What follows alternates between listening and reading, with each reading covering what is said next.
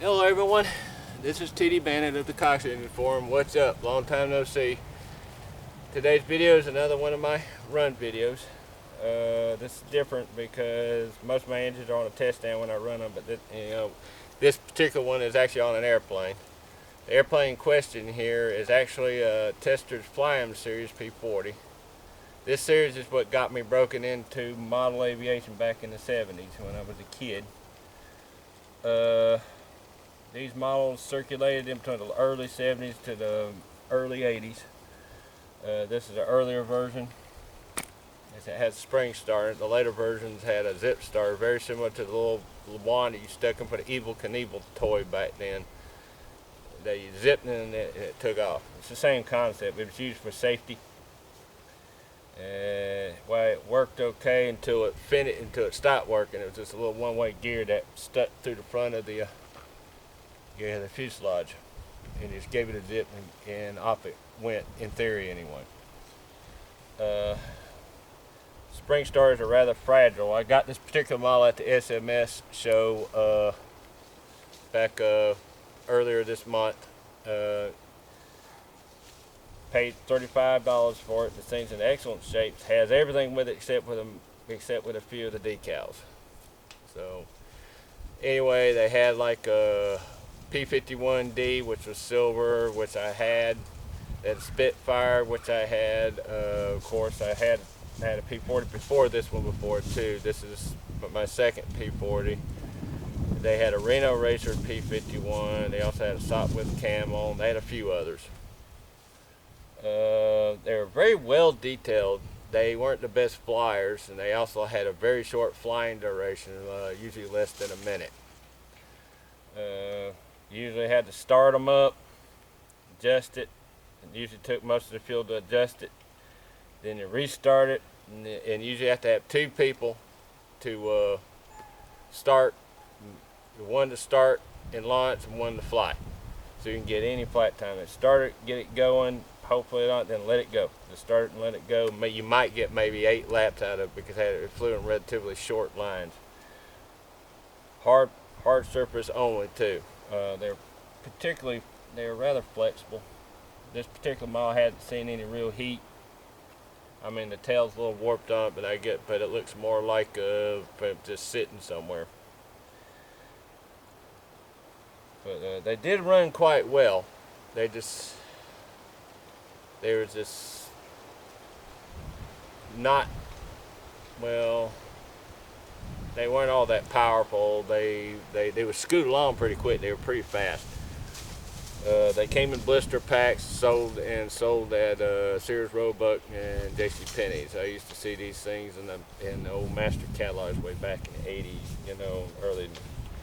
These guys bring back memories. Anyway, enough of my rambling. I'm going to show y'all how to properly start one of these guys and show you how long it runs. Sorry, that's my dog in the background barking. But anyway, without further ado, I'll show you how to do it. First of all, you gotta make sure you got your fuel already set up. It's best to have a little eyedropper with a little end on it, because your little filler hole is right there in the top little square thing. Your needle valve, and of course your cylinder. This is a Testors McCoy based engine. The engines had a plastic crankcase, by the way, which is surprising because they did run pretty well. But anyway, first thing to do before you fire one of these up, if you want to keep your spinner, always take your spinner off. It only comes off with a snap. It just snaps off. All you do is just grab it and just pop it off. Trust me on this, guys, because you run it, it might stay on first time, but it won't the other time. When it throws it, it's gone. So go take this guy off and stuff it in your pocket. And next, you just fuel her up. Take the little eyedropper tip, put it in there, and just fill it up till it overflows. Like I said, you gotta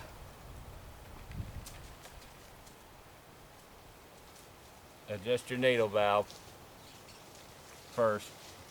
before you can fly it. It'll usually take a tank. These things run less than a minute, by the way. When you fuel it up, make sure you prime the cylinder. A little squirt here. Work it through.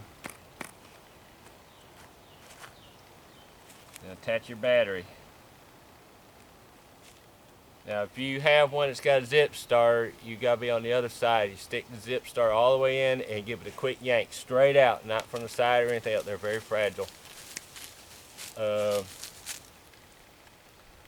But if you got spring start, just only turn the prop a quarter of a turn, no more than a half, and let it go.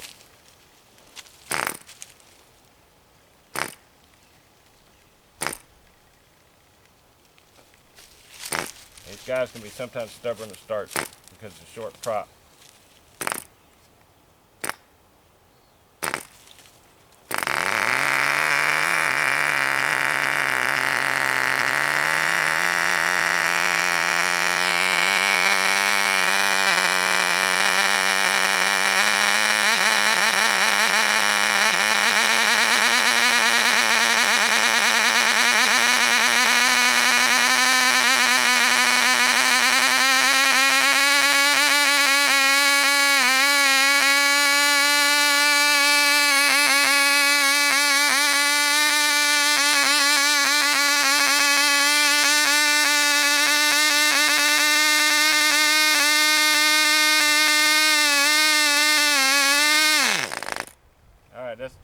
That's the adjustment run.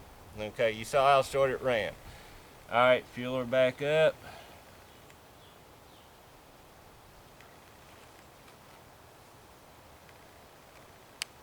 Reattach your glow plug, your glow clip. You shouldn't have to reprime. Do it again.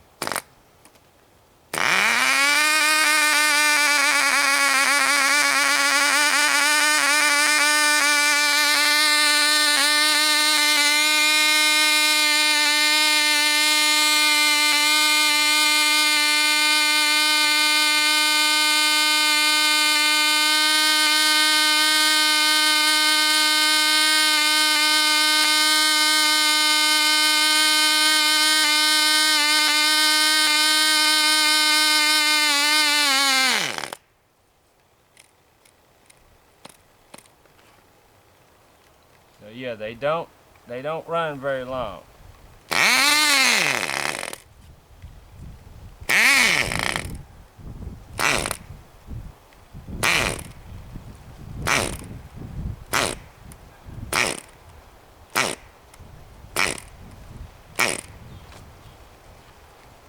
But they do run quite well, they just don't run long. That's all this is. All. But if you want to fly one of these things, you gotta remember, you gotta have two people. One to start and launch, one to start, adjust, and launch, and one to fly. So I hope y'all enjoyed this. Sorry it was kind of short because these old guys don't run long.